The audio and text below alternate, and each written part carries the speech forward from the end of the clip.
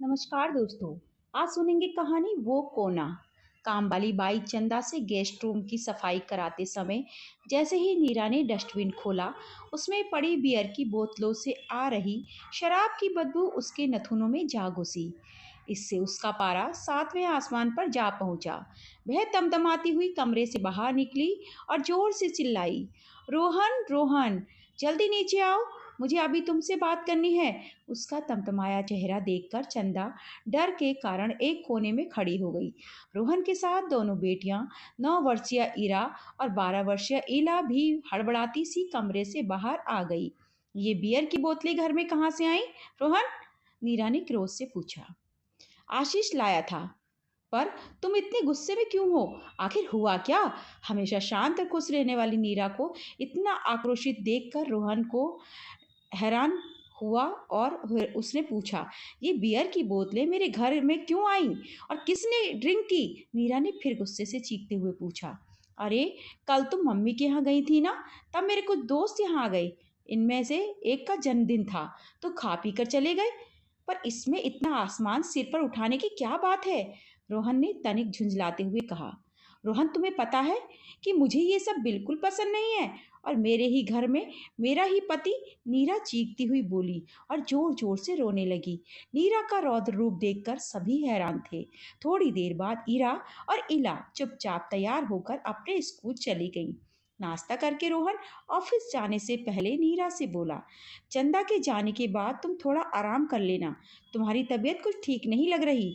नीरा बिना कुछ उत्तर दिए शांत बैठी रही। चंदा के जाने के बाद ही उसने घर का काम भी खत्म हो गया था। डाइनिंग टेबल पे खाना लगाकर नीरा आंखें बंद करके लेटी ही थी कि बेटी इला स्कूल से आ गई। दरवाजा खोलकर वह फिर बिस्तर पर आ लेटी। इला अपना खाना लेकर माँ के पास ही आकर बैठ गई। नीरा का मूड कुछ ठीक देखकर वह धीरे से बोली, माँ, सुबह आपको इतना गुस्सा क्यों आ गया था? इतना गुस्सा होते मैंने तो आपको कभी नहीं देखा। तो इससे पहले तुम्हारे पापा ने भी तो ऐसा काम नहीं किया था। नीरा दुखी होती हुई बोली, मम्मा, पापा तो कभी नहीं पीते। हो सकता है कोई और लेकर आ गया हो। आजकल तो ये फैशन माना जाता है माँ। फैशन को स्थायी आदत बनते देर नहीं लगती बेटा। अब तू जा और अपनी पढ़ाई कर। तेरी इस सब में पढ़ने की उम्र नहीं है। नीरा ने इला को टालने की गरज से कहा। माँ, आप भी ना, इला ने तुनक कर कहा और अपने रूम में चली गई। दोस्तों, नीरा सोचने लगी, इला को तो उसने समझा दिया, वह बहल भी गई, पर अपने मन के उस कोने को वह कहाँ ले जाए जहाँ सिर्फ दुख ही दुख था। वह अपने बचपन में बहुत कुछ देख चुकी थी। उसके पापा रेलवे में थे और कभी कभार पीना उनके शौक में शामिल था। वे जब भी पीकर आते, मम्मी पापा दोनों में जमकर लड़ाई होती। 7 साल की बच्ची नीरा डर कर एक कोने में खड़ी होकर दोनों को झगड़ते देखती और फिर सो जाती। अगली सुबह माँ पापा को प्यार से बातें करते देखती तो फिर खुश हो जाती। धीरे धीरे नीरा को समझ आने लगा कि माँ को पापा का शराब पीना बिल्कुल पसंद नहीं था। पापा माँ से कभी ना पीने की प्रॉमिस करते और कुछ दिनों बाद फिर पीकर आ जाते और माँ गुस्से से पागल हो जाती। उस समय वह मात्र 10 साल की थी जब मामा की शादी में वे लोग आगरा गए थे। पापा उस दिन कुछ ज्यादा ही पीकर आए थे, इतनी कि उनसे ठीक से खड़ा भी नहीं हुआ जा रहा था। नाना के घर में सब मना थे। मामा और नाना की आंखों से मानो क्रोध के अंगारे निकल रहे थे। माँ एक कोने में खड़ी आंसू बहा रही थी। आज तक उन्होंने मायके में किसी को पापा के शराब के पीने के बारे में नहीं बताया था, पर आज पापा उन्हें सबके सामने बेइज्जत कर चुके थे। मामा किसी तरह उन्हें बेड पर लिटाकर आ गए थे। तब से उसके मन में भी शराब के प्रति नफरत भर गई थी। अचानक इला की आवाज से वह पुरानी बातों से बाहर निकली। माँ, पापा आ गए हैं, चाय बना दी है, आप भी आकर पी लीजिए। वह उठकर डाइनिंग टेबल पर आकर बैठ गई और खामोशी से चाय पीने लगी। कैसी तबीयत है अब नीरा? रोहन ने प्यार से पूछा। मेरी तबीयत को क्या हुआ है? नीरा तुनक कर बोली। वह सुबह तुम रोहन कुछ बोलता उससे पहले ही नीरा ने रोहन का हाथ अपने हाथ में ले लिया और बोली, रोहन प्लीज दोबारा ऐसा मत करना। तुम तो कभी नहीं पीते थे, फिर अब ये दोस्तों को घर लाकर पीना पिलाना कैसे शुरू कर दिया? अरे मैं कहाँ पीता हूँ। आज शादी को 15 साल हो गए। तुम्हें कभी शिकायत का मौका मिला है? पर हाँ, परहेज भी नहीं है। कॉलेज में कभी कभार पी लेता था। तुम्हें तो पता ही है कि पिछले महीने मेरा कॉलेज का दोस्त आशीष तबादला होकर यहाँ आ गया है। उसे लगा कि मैं भी सो वही लेकर आ गया। कुछ और मित्र भी थे उसके साथ। तुम थी नहीं तो यहीं खा पी कर चले गए। झूठ नहीं कहूँगा, उनके साथ मैंने भी थोड़ी सी ली थी, पर मुझे नहीं लगता कि वह इतनी बड़ी बात है जिसके लिए तुम इतनी ज्यादा परेशान हो जाओ। रोहन ने प्यार से नीरा को समझाने की कोशिश करते हुए कहा। तो नीरा की आंखों से झरझर आंसू बहने लगे। वह भराए हुए स्वर में बोली, रोहन, आज तक कभी ऐसा अवसर आया ही नहीं जो मैं तुम्हें बताती कि इस शराब के कारण मेरा बचपन, मेरे माता पिता का प्यार सब कुछ गुम हो गया और मैं समय से बहुत पहले ही बड़ी हो गई। क्या मतलब? पापा जी हैरान पापा जी रोहन हैरानी से बोला। हाँ रोहन, पापा ड्रिंक करते थे पर कभी कभार। माँ ने अपने घर में कभी ऐसा कुछ नहीं देखा था, पर फिर भी शुरू में उन्होंने अनदेखा किया और पापा से शराब छोड़ने के लिए कहा। पहले जब भी पापा पीकर आते थे तो चुपचाप आकर सो जाते थे। धीरे धीरे पापा का पीना बढ़ता गया। जब भी पापा पीकर आते, माँ का गुस्सा 7वें आसमान पर पहुंचता। दोनों में जमकर बहस होती और हमारा घर महाभारत का मैदान बन जाता था। कहते हुए नीरा एक बार फिर अतीत में पहुंच गई। तुम्हें पता है रोहन, जब मैं 12वीं की फाइनल परीक्षा दे रही थी तो एक दिन पापा पीकर घर आ गए। मम्मी पापा में उस दिन बात हाथापाई तक पहुंच गई। पापा गुस्से में घर से बाहर चले गए और रात भर वापस नहीं आए। दोनों को याद भी नहीं रहा कि कल उनकी बेटी का एग्जाम है। नतीजा यह हुआ कि अगले दिन होने वाला मेरा केमिस्ट्री का पेपर शराब की भेंट चढ़ गया। मैं पूरी रात रोती रही। नीरा ने उदासी भरे स्वर में कहा।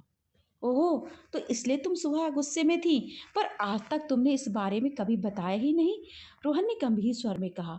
मैं जब शादी के बाद यहाँ आई थी ना, तो सबसे ज्यादा खुशी इसी बात से थी कि तुम्हारे यहाँ शराब को कोई हाथ भी नहीं लगाता।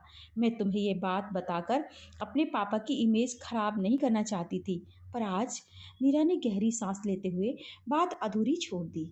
चलो, अब दुख देने वाली यादों को दिल से निकाल दो। ये बंदा तुम्हारा दीवाना है और तुम कहोगी वही होगा। चलो, हम दोनों मिलकर डिनर की तैयारी करते हैं, रोहन ने हंसते हुए कहा और नीरा को लेकर किचन में चला गया। रोहन, तुम सच कह रहे हो ना? पहले के अनुभवों से डरी नीरा गैस पर कुकर चढ़ाती हुई बोली।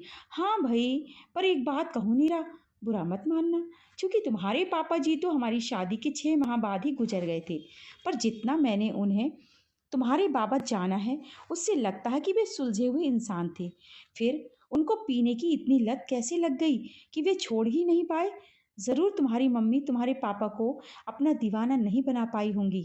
देखो, तुमने कैसे मुझे अपने प्यार के जाल में बांध रखा है।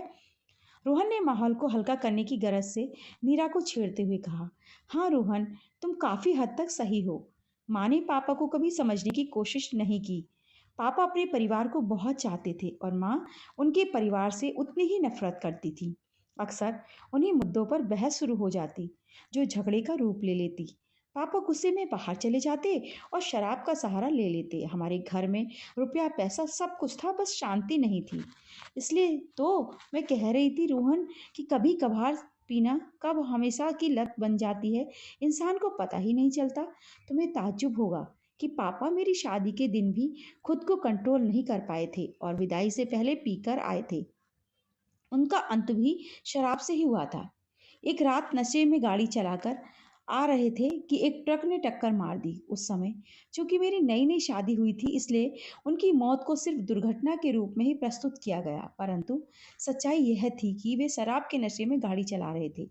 बोलते बोलते नीरा सिसकने लगी। बस, अब और दुखी होने की जरूरत नहीं है। खाना खाते हैं चलकर, रोहन ने नीरा का मूड ठीक करने की कोशिश करते हुए कहा। हाँ इला, और इरा को भी आवाज लगा दो, तब तक मैं खाना लगाती हूँ, नीरा ने आंसू पूछते हुए कहा और टेबल पर खाना लगाने लगी। अरे वाह, आलू के पराठे!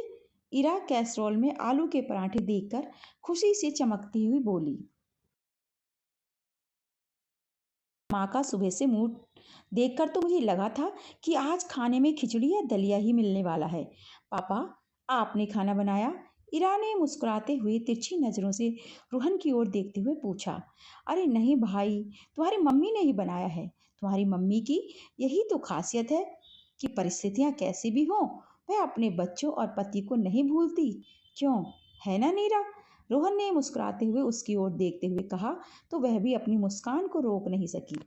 दोनों बेटियां खाना खाकर चली गईं, तो रोहन ने नीरा का हाथ अपने हाथ में ले लिया और प्यार से बोला, मेरे दिल की रानी, इतनी पीड़ा, इतना दुख अपने मन में समेटी थी और मुझे आज तक आभास नहीं हुआ।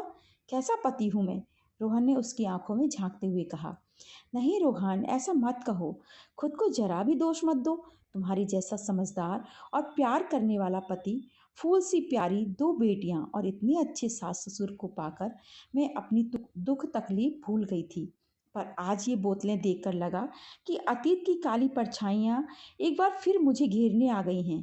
नीरा गंभीर स्वर में बोली, पर आज से, बल्कि अभी से ही यह बंदा तुमसे प्रॉमिस करता है कि शराब या उससे जुड़ी किसी भी चीज को ताउम्र हाथ नहीं लगाएगा।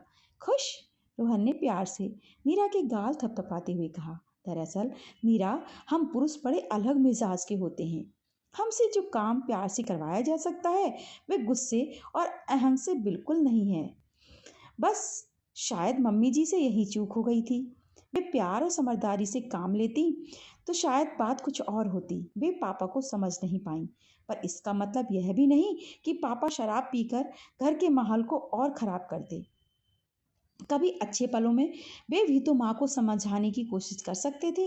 उन्होंने खुद कभी इसे छोड़ने के बारे में क्यों नहीं सोचा? रोहन बर्तन सिंक में रखते हुए धीरे से बोला।